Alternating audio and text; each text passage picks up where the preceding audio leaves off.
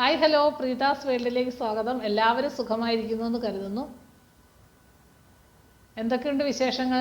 ഇന്ന് 2 ദിവസം നല്ല മഴയുണ്ടായിരുന്നു. ഇന്നിപ്പോൾ മഴയൊക്കെ മാറി നല്ലൊരു തെളിഞ്ഞ ആകാശമൊക്കെയാണ് കാണുന്നത്. കുറച്ച് കടകളിലൊക്കെ പോകണമായിരുന്നു. അങ്ങനെ കടയിലൊക്കെ പോയി കുറച്ച് സാധനങ്ങളൊക്കെ വാങ്ങിച്ച് തിരിച്ചു വന്നതേ ഉള്ളൂ. ഇന്ന് കടകളിലൊക്കെ നല്ല തിരക്ക്, സ്കൂൾ തുറപ്പിൻ്റെ തിരക്കുണ്ട്. എല്ലാ അമ്മമാരും കുട്ടികളും എല്ലാം വന്നിട്ട് എല്ലാം വാങ്ങിക്കുന്നുണ്ട്. ബാഗ്, കുട, ചെരുപ്പ്, പിന്നെ നോട്ട്ബുക്കുകൾ, പാത്രം, ചോറ്റുപാത്രം, വെള്ളം കൊണ്ടുപോകുന്ന ബോട്ടിൽ, അങ്ങനെ എല്ലാ കടകളിലും നല്ല തിരക്കാണ്. സ്കൂൾ തുറക്കുമല്ലേ, ഇനിയിപ്പം ജൂൺ 1-ാം തീയതി ആവാൻ ഏകദേശം 2 ആഴ്ചയല്ലേ ഉള്ളൂ. പിന്നെ ഇപ്പോൾ യൂണിഫോം തച്ച് കിട്ടണമെന്നുള്ള ടെൻഷൻ വേണ്ട, മിക്കവാറും എല്ലാം റെഡിമെയ്ഡ് മേടിക്കാൻ കിട്ടുന്നുണ്ട്.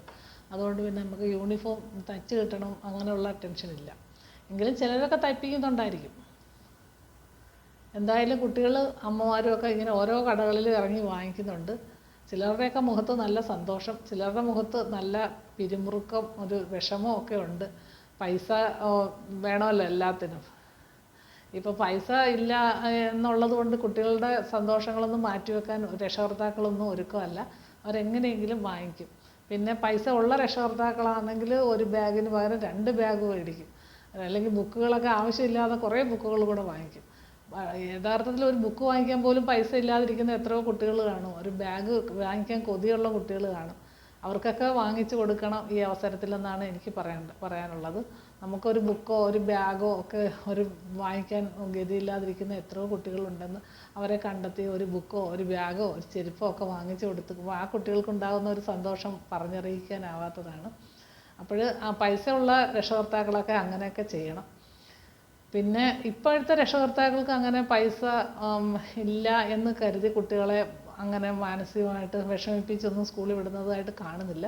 പൈസ ഇല്ലെങ്കിൽ അവർ ലോൺ എടുക്കുകയോ അല്ലെങ്കിൽ പലിശയ്ക്ക് എടുത്തെങ്കിലും കുട്ടികളുടെ സന്തോഷത്തിന് വേണ്ടിയിട്ട് ബാഗോ എല്ലാം അവർക്ക് ഇഷ്ടമുള്ളതെല്ലാം സ്കൂൾ തുറപ്പിൻ്റെ സമയമാകുമ്പോഴത്തേന് വാങ്ങിച്ചു കൊടുക്കാൻ ശ്രദ്ധിക്കാറുണ്ട്. പണ്ടൊക്കെ അങ്ങനെയല്ലല്ലോ. പണ്ടൊക്കെ എന്ന് വെച്ചാൽ ബാഗൊക്കെ എനിക്ക് തോന്നുന്നു സ്കൂൾ തുറക്കുമ്പോൾ പുതിയ ബാഗൊന്നും അപൂർവമായിട്ടൊക്കെ ഉള്ളൂ. ആദ്യമൊക്കെ ഒരു ബാഗ് മേടിച്ചാൽ അതിൻ്റെ സിബ്ബൊക്കെ പോയാലും നമ്മൾ പിന്നെ ആ സിബ്ബൊക്കെ എങ്ങനെയും സിബ്ബ് മാത്രം മാറ്റിയിടുവോ അല്ലെങ്കിൽ പിന്നെ കുത്തിക്കൊണ്ടോ ഒക്കെ ആയിരുന്നു നമ്മളൊക്കെ പണ്ട് സ്കൂളുകളിലൊക്കെ പോയിട്ടുള്ളത്. പിന്നെ ഒരു തോളിലൂടെ ഇടുന്ന ഒരു സഞ്ചി പോലത്തെ ഒരു ബാഗ് ഉണ്ടായിരുന്നു. അതായിരുന്നു ഞങ്ങളൊക്കെ പഠിക്കുമ്പം ഇച്ചിരി ആൾക്കാരൊക്കെ വാങ്ങിക്കുന്നത്.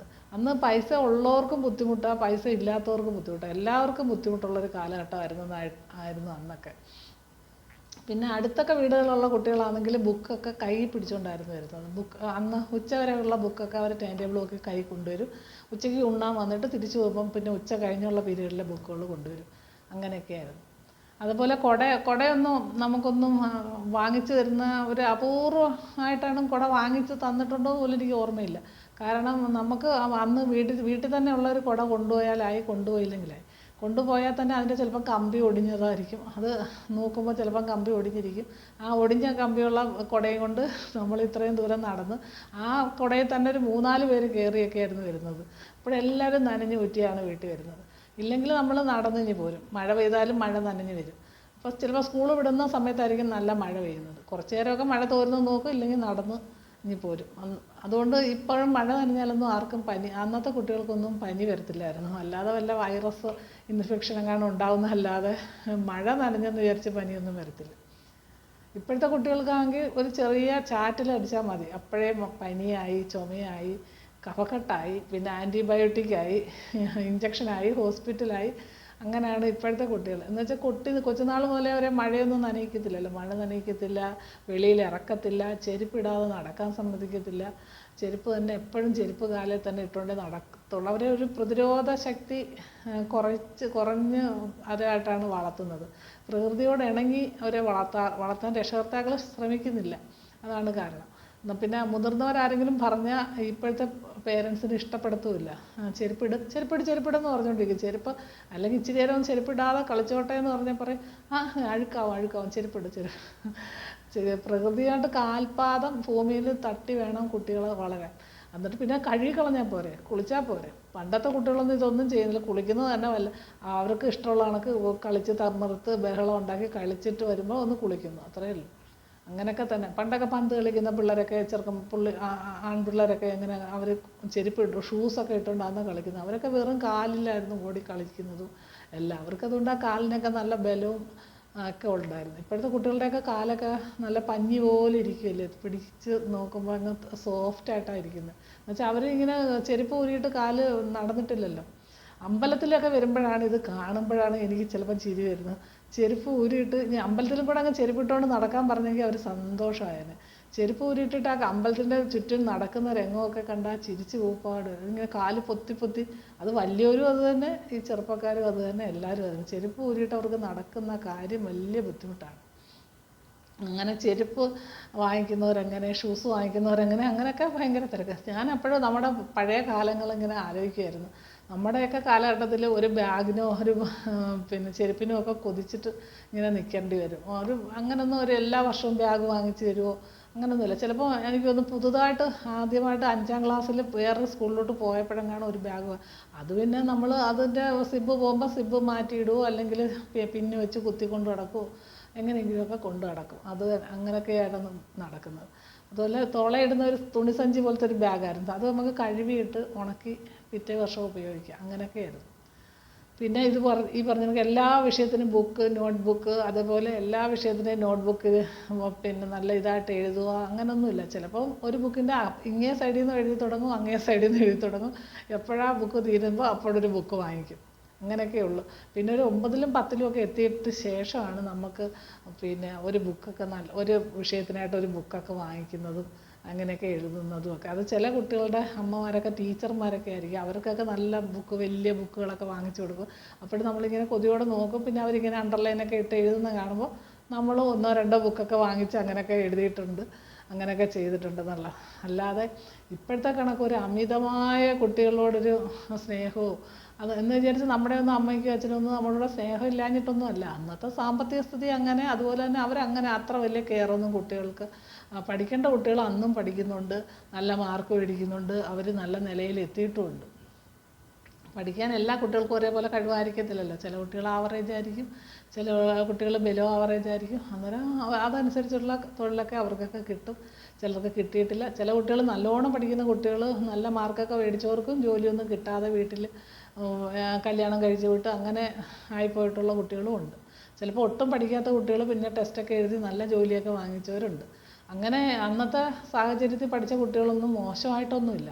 ഇപ്പം ഇത്രയും പാമ്പർ ചെയ്ത് വളർത്തുന്ന കുട്ടികൾ പലതും വഴിതെറ്റി പോകുന്നത് കാണുമ്പോഴും നമുക്കത് തോന്നും. പണ്ടുള്ള കുട്ടികളെ രക്ഷകർത്താക്കളടിക്കും, ടീച്ചർമാരടിക്കും, വഴക്ക് പറയും, എല്ലാം ചെയ്യും. എന്നാലും അന്നത്തെ കുട്ടികളൊന്നും ഇപ്പോഴത്തെ കുട്ടികളുടെ കണക്ക് അത്രയ്ക്ക് വഴിതെറ്റിപ്പോയതായിട്ട് തോന്നിയിട്ടില്ല.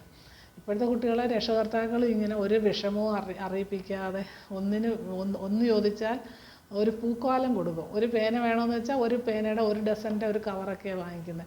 അതൊക്കെ കൊണ്ടുവന്ന് അതൊക്കെ എഴുതി കളയുന്നു. അവർക്കൊന്നിനും ഒരു ബുദ്ധിമുട്ട് അറിയുന്നില്ല. നമ്മൾക്കൊക്കെ പണ്ടൊരു പെൻസിലിൻ്റെ മുന ഒടിഞ്ഞാൽ വേറെ പെൻസിലില്ല, പിന്നെ അത് വെട്ടണമെങ്കിൽ റബ്ബർ കട്ടറില്ല. അങ്ങനെ പല പ്രശ്നങ്ങളിലൂടെയൊക്കെ കടന്നു വന്ന ആ കാലഘട്ടവും ഈ കാലഘട്ടവും കൂടെ തമ്മിൽ മുട്ടിച്ച് നോക്കുമ്പോൾ വളരെ വ്യത്യാസമുണ്ട്. അതുപോലെ തന്നെ ഈ ചോറ് കൊണ്ടുവന്നത് തന്നെ ഇപ്പോഴാണെങ്കിൽ കുട്ടികൾക്ക് ഈ കഞ്ഞിയുണ്ട്, അതുപോലെ കഞ്ഞി കഴിഞ്ഞിപ്പോൾ ചോറായിട്ടുണ്ട്. പണ്ടൊക്കെ ആണെങ്കിൽ കുട്ടികൾക്ക് വിശന്നിട്ട് ഉച്ചയാകുമ്പോൾ എനിക്കിപ്പോഴും ഓർമ്മയുണ്ട്, ആൺകുട്ടികളൊക്കെ ചില കുട്ടികളൊന്നും ചോറ് കൊണ്ടുവരത്തേ ഇല്ല. നമ്മുടെ ചോറിലും വലിയ കറിയൊന്നും കാണത്തില്ല, വല്ല ചമ്മന്തിയോ മാങ്ങ അച്ചാറോ അങ്ങനെ ഒരു മുട്ടയപ്പോ ഒക്കെ ആയിരിക്കും നമ്മുടെ വീട്ടിലും. രാവിലെ ഇപ്പം കറിയൊന്നും ഉണ്ടാക്കി 1.5 കിലോമീറ്റർ നടന്നു വേണം നമ്മുടെ സ്കൂളിലെത്താൻ. അപ്പോഴും രാവിലെ എണീറ്റ് അത്രയ്ക്ക് ചോറ് വെച്ച് ഇത്ര കറിയൊന്നും ഉണ്ടാക്കി തരാനും ഒന്നും ഒക്കത്തില്ല. അന്നേരം അത്രയ്ക്കേ കാണുള്ളൂ. അപ്പോഴും ഈ കുട്ടികൾ ഉച്ചയാകുമ്പം ഈ ആൺകുട്ടികൾ ഞാൻ കണ്ടിട്ടുണ്ട് മിക്കവാറും ഗ്രൗണ്ടിൽ പോയി കളിക്കുകയോ എന്തെങ്കിലും ചെയ്യും. അവർക്കും വെള്ളമൊന്നും വാങ്ങിച്ചു കുടിക്കാനൊന്നും പിള്ളേരുടെ കയ്യിൽ പൈസയൊന്നും കാണത്തില്ല.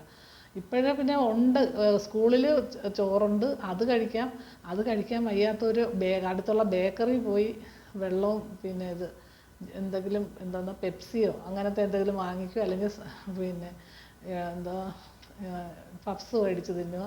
ഇതൊക്കെയാണ് ഇപ്പോഴത്തെ. അത് 10-20 രൂപ കൊടുത്ത് പപ്സും ഒരു വെള്ളവും. ചോറ് അവർക്ക് ഇഷ്ടമല്ല, വേണ്ട, അതുകൊണ്ട് അങ്ങനെ കഴിക്കുന്നതെന്ന് എന്നോട് ഞാൻ ഒരു കുട്ടികളോട് പറയുകയും ചെയ്തു, നിങ്ങൾ ഈ ഉച്ച സമയത്ത് ഇങ്ങനെ പപ്സും വെള്ളവും വാങ്ങിച്ച് കഴിക്കരുത്, അത് നമ്മുടെ ആരോഗ്യത്തിന് കേടാന്ന് പറഞ്ഞപ്പം പറയുമോ ചോറ് വേണ്ട ആൻറ്റി, അതുകൊണ്ട് ഞങ്ങൾ എപ്പോഴും ഈ പപ്സും വെള്ളമൊക്കെ അതാ ഇഷ്ടം. അല്ലാതെ അമ്മ ചോറ് തന്ന് വിടാത്തതുകൊണ്ടല്ല, അമ്മയ്ക്ക് കൊടുത്തു വിടാൻ അമ്മ കൊണ്ടുതരാമെന്നും കൊടുത്തു വിടാമെന്നും ഒക്കെ പറയും. പക്ഷെ വേണ്ട, ഞങ്ങൾക്ക് ഈ പപ്സും വെള്ളമൊക്കെ ഉച്ചയ്ക്ക് കഴിക്കുന്നത് ഇഷ്ടമെന്ന് പറയുന്ന പിള്ളേരും ഉണ്ട്. എന്ന് പറഞ്ഞ കണക്ക് നമ്മുടെ കാലഘട്ടത്തിൽ അന്ന് ഒരു നേരത്തെ ആഹാരത്തിനൊക്കെ ഒരുപാട് ആൾക്കാർ ബുദ്ധിമുട്ടുന്ന ഒരുപാട് കുട്ടികളുണ്ടായിരുന്നു. അന്നൊക്കെയായിരുന്നു യഥാർത്ഥത്തിൽ ഈ കഞ്ഞിയും അതുപോലെ ഈ ചോറും ഒക്കെ ആവശ്യമായിട്ടുണ്ടായിരുന്നത്. ഇപ്പോഴത്തെ കാലഘട്ടത്തിൽ ഇതിൻ്റെ ഒന്നും ആവശ്യം സത്യത്തിൽ ഇല്ലെന്നാണ് തോന്നുന്നത്. ഇപ്പം വാങ്ങിച്ച് കഴിക്കുന്ന കുട്ടികളുണ്ട്, കഴിക്കാത്തവരുണ്ട്, പിന്നെ കൊണ്ട് വേസ്റ്റ് കളയുന്നവരുണ്ട്. പിന്നെ ഇത് കൂടാതെ പള്ളിക്കൂടം അടയ്ക്കുമ്പോൾ 5 കിലോ അരി വീതം ഓരോ കുട്ടികളുടെയും വീട്ടിൽ കൊടുക്കുന്നുണ്ട്. സത്യത്തിൽ ദാരിദ്ര്യമേ ഇല്ല ഇപ്പം. എന്നാലും ഈ അരി ചില കുട്ടികളുടെ വീട്ടിൽ അവർ ഉപയോഗിക്കത്തേ ഇല്ല. അവർ കോഴിക്കോ പട്ടിക്കോ ഒക്കെ വെച്ച് കൊടുത്തിട്ട് അവർ നല്ല 50 രൂപയുടെ 55 രൂപയുടെയൊക്കെ അരി വാങ്ങിച്ചാണ് കഴിക്കുന്നത്. ഒരു കുറച്ച് സാമ്പത്തികമായിട്ട് പിന്നോക്കം നിൽക്കുന്ന ആൾക്കാർ പോലും.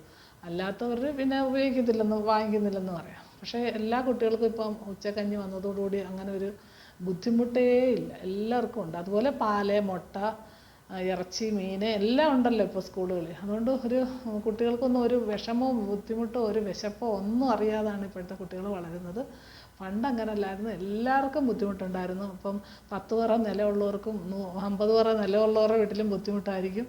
അതുപോലെ ഒന്നും ഇല്ലാത്തവരുടെ വീട്ടിൽ അതിലേറെ ബുദ്ധിമുട്ടായിരിക്കും. പിന്നെ മഴയൊക്കെ വന്നു കഴിഞ്ഞാലും നെല്ല് പുഴുങ്ങി കുത്താൻ ബുദ്ധിമുട്ടായിരിക്കും. അത് പിന്നെ സമയത്ത് അരിയാക്കി എടുക്കാനും ബുദ്ധിമുട്ട്. അങ്ങനെയൊക്കെ ഒരുപാട് കഷ്ടപ്പാടുകളൊക്കെ അന്നത്തെ കാലഘട്ടത്തിലുണ്ടായിരുന്നു. നമ്മൾ ഈ 2 കാലഘട്ടത്തിലും ജീവിക്കാൻ കഴിഞ്ഞു എന്നുള്ളതാണ് നമ്മുടെയൊക്കെ ഒരു ഭാഗ്യം. കാരണം അന്ന് നമ്മുടെ കാലഘട്ടത്തിൽ ഒരു 72, 80 കാലഘട്ടങ്ങളിലും അതുപോലെ ഇപ്പോൾ ഈ 2026 ഉള്ള ജീവിതവും നമുക്ക് 2 കാലഘട്ടങ്ങളും അനുഭവിക്കാനുള്ള ഒരു ഭാഗ്യം ഉണ്ടായി. അതുകൊണ്ടാണ് ഈ 2 രീതിയിലുള്ള വ്യത്യാസങ്ങൾ നമുക്കത് മനസ്സിലാക്കാനും പറ്റുന്നുണ്ട്. അന്നേരം ഒരുപാട് അന്തരമുണ്ട് അന്നത്തെ. അതുപോലെ തന്നെ തുണിക്കായാലും നമുക്കൊന്നും എല്ലാ വർഷമൊന്നും യൂണിഫോമോ അങ്ങനൊന്നും വാങ്ങിച്ചില്ല. ആദ്യമൊക്കെ അങ്ങനെ യൂണിഫോം ഇല്ലായിരുന്നു. പിന്നെ യൂണിഫോം വന്നപ്പം പിന്നെ യൂണിഫോം 1 2 കാണും, കഷ്ടിച്ച് 1 2. അത് കഴുകി ഉണക്കി വേണമെങ്കിൽ പിറ്റേ ദിവസം ഇട്ടുകൊണ്ട് പോകണം. അങ്ങനെയൊക്കെയായിരുന്നു. അല്ലാതെ നമുക്ക് ഒരു നീലയും വെള്ളയായിരുന്നു. എനിക്കിപ്പോഴും ഓർമ്മയുണ്ട്, നീല പാവാടയും വെള്ള ഷർട്ടും. അതായിരുന്നു ഞാനൊക്കെ പഠിക്കുമ്പോഴുള്ള യൂണിഫോം. അതിൻ്റെ ഇടയ്ക്ക് നമുക്ക് കളർ ഡ്രസ്സും ഇടാം. ഏതോ ഒരു ദിവസം എങ്ങാണ്ട് ഈ നീലയും വെള്ളയും ബുധനാഴ്ച എങ്ങാണ്ട് ഇട്ടാൽ മതി. ബാക്കി എല്ലാ ദിവസവും നമുക്ക് കളർ ഡ്രസ്സൊക്കെ ഇടായിരുന്നു. കളർ ഡ്രസ്സും കുറവായിരിക്കും, യൂണിഫോമും എല്ലാം ഒരേ അത്യാവശ്യത്തിനൊക്കെ ഉള്ള തുണികളൊക്കെ അന്നൊക്കെ എല്ലാവർക്കും ഉള്ളൂ. ഇപ്പം കുട്ടികൾക്കൊന്നും ഡ്രസ്സിനും ബുദ്ധിമുട്ടില്ല, ആഹാരത്തിനും ബുദ്ധിമുട്ടില്ല, പിന്നെ ബുക്കിനും ബുദ്ധിമുട്ടില്ല, ഒന്നുമില്ല. അതുപോലെ ട്യൂഷൻ പഠിക്കാൻ വയ്യെങ്കിൽ വേറെ ട്യൂഷനും ഉണ്ടാക്കും. സ്കൂളിൽ പഠിപ്പിക്കുന്നത് ശരിയാവുന്നില്ലെങ്കിൽ അങ്ങനെയൊക്കെ. എന്തായാലും ഇപ്പോഴത്തെ കുട്ടികൾ ഭാഗ്യവാന്മാരും ഭാഗ്യവതികളുമായിട്ടാണ് തോന്നുന്നത്. അതുപോലെ ഒന്നിനും ഒരു ബുദ്ധിമുട്ടറിയാതെ കുട്ടികൾ വളരുന്നുണ്ട്. പിന്നെ സ്കൂൾ തുറക്കുന്ന ഈ സമയത്ത് എല്ലാവരും സന്തോഷത്തോടെയും എല്ലാവരും പുതിയ ഉടുപ്പൊക്കെ ഇട്ട് സ്കൂളിലേക്ക് പോകുന്നത് കാണുന്നതും നല്ല രസമാണ്. അന്നേരം അല്ലലറിഞ്ഞ് വളർന്നില്ലെങ്കിലും അവർ സന്തോഷത്തോടെ അവരുടെ കാലഘട്ടത്തിൽ അവർ ജീവിക്കുന്നു. അവരുടെ ഭാഗ്യം അതുകൊണ്ട്. അങ്ങനെയൊക്കെയാണ് ഇപ്പോഴത്തെ കാലഘട്ടം. ഞാൻ ഇന്ന് ജംഗ്ഷനിൽ പോയി ഇങ്ങനെ കുറേ സാധനങ്ങളൊക്കെ വാങ്ങിക്കാൻ പോയപ്പോൾ ഇങ്ങനെ ഓരോ കടകളിലും അമ്മമാരും കുട്ടികളും ഒക്കെ കയറി ഓരോന്ന് വാങ്ങിക്കുന്നത് കണ്ടപ്പോഴാണ് എനിക്കിതൊക്കെ ഓർമ്മ വന്നത്. പണ്ട് എൻ്റെ കുട്ടികളും ചെറുപ്പമായിരുന്നപ്പോഴും ഇതുപോലെ വാങ്ങിക്കണമായിരുന്നു. പോയി എല്ലാം വാങ്ങിച്ച് സ്കൂൾ തുറക്കാറാകുമ്പോഴത്തേനും എല്ലാം റെഡിയാക്കി കൊടുക്കുമായിരുന്നു. അപ്പോഴാണ് നമ്മുടെ ആ കാലഘട്ടത്തിലേക്ക് ഞാൻ തിരിച്ചു പോയതാണ് കുറച്ച് സമയം. അന്നത്തെ കാലഘട്ടവും ഇന്നത്തെ കാലഘട്ടവും വെച്ച് നോക്കാമെങ്കിൽ അന്നത്തെ കാലഘട്ടവും നല്ലതായിരുന്നെന്നേ പറയാൻ പറ്റുള്ളൂ. അന്നത്തെ കുട്ടികൾക്കും ഒരു കുഴപ്പവും അങ്ങനൊരു മാനസിക വിഷമവും ഒന്നും നമുക്ക് തോന്നിയിട്ടില്ല. കാരണം എല്ലാവരും ഒരേപോലെ ആണല്ലോ. 1 2 വല്ല ഉദ്യോഗസ്ഥരുടെ മക്കൾക്ക് മാത്രം ഇച്ചിരി അവർക്കൊരു അത് ക്ലാസ്സിൽ 1 2 ആണ്. അല്ലാതെ നമ്മൾ ബാക്കി എല്ലാവരും ഒരേപോലൊക്കെ തന്നെയായിരുന്നു. അതുകൊണ്ട് നമുക്കും അങ്ങനെ ഒരു മാനസിക വിഷമമൊന്നും തോന്നിയിട്ടില്ല. അയ്യോ ആ കുട്ടി അങ്ങനെ വരുന്നു, നമുക്ക് ഇങ്ങനെ ആയിപ്പോയല്ലോ, അങ്ങനെ ഒരു ചിന്തയൊന്നും അന്നത്തെ കുട്ടികൾക്ക് ഇല്ല. ഇപ്പോഴത്തെ കുട്ടികൾ പിന്നെ സഹകരണ മനോഭാവം അന്നത്തെ കുട്ടികൾക്കുണ്ടായിരുന്നു. കാരണം പേനയുടെ നിബ്ബ് പേനയുടെ മഷി തീർന്നു പോയാലൊക്കെ പെട്ടെന്ന് അന്നില്ലേ ഈ കുപ്പിയിൽ നിറച്ചുള്ള മഷിയായിരുന്നു. അത് വേറെ കുട്ടികളുടെ കയ്യിലുണ്ടെങ്കിൽ നമുക്കും കൂടെ തരുകയും അതുപോലെ പേന പന്നലായിപ്പോയാൽ വേറൊരു പേന തന്ന് സഹായിക്കുകയോ അങ്ങനെയൊക്കെ ചെയ്യുന്ന കുട്ടികളുണ്ടായിരുന്നു. അല്ലാതെ തരാതൊന്നും ഇരുന്നിട്ടില്ല. പക്ഷേ അവരുടെ കയ്യിലും ചിലപ്പോൾ ഒരു പേനയെ കാണുള്ളൂ കേട്ടോ. ഒരുപാട് പേനയൊന്നും ആരുടെ കയ്യിലും കാണത്തില്ല. എല്ലാവരുടെ കയ്യിലും 1 2 പേനകളൊക്കെ കാണത്തുള്ളൂ.